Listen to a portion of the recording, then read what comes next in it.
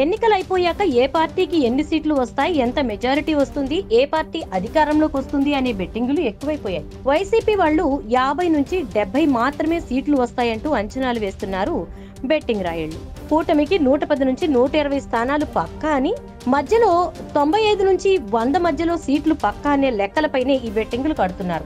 అలాగే 30,000 మెజారిటీతో పవన్ కళ్యాణ్, 10,000కు పైగా మెజారిటీతో చంద్రబాబు గెలుస్తారని పందాలు కాస్తున్నారు తప్ప జగన్ ఓడిపోతాడంటూ ఎవ్వరూ పందాలు కాయటం లేదు. కడపలో జగన్ ఓడిపోతాడంటూ, పులివెందుల్లో అవినాష్ రెడ్డి ఓడిపోతాడనే ఈ రెండు అంశాల మీద అసలు ఎవరూ పందాలే కాయట్లేదు.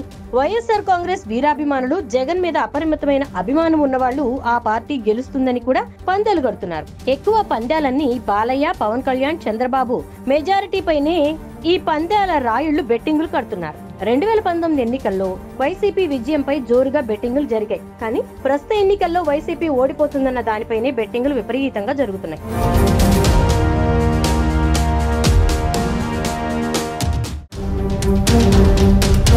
ఎన్నికలు అయిపోయాక ఏ పార్టీకి ఎన్ని సీట్లు వస్తాయి, ఎంత మెజారిటీ వస్తుంది, ఏ పార్టీ అధికారంలోకి వస్తుంది అనే బెట్టింగులు ఎక్కువైపోయాయి. వైసీపీ వాళ్ళు 50 నుంచి 70 మాత్రమే సీట్లు వస్తాయంటూ అంచనాలు వేస్తున్నారు బెట్టింగ్ రాయుళ్లు. కూటమికి 110 నుంచి 120 స్థానాలు పక్కా అని, మధ్యలో 95 నుంచి 100 మధ్యలో సీట్లు పక్కా అనే లెక్కలపైనే ఈ బెట్టింగులు కడుతున్నారు.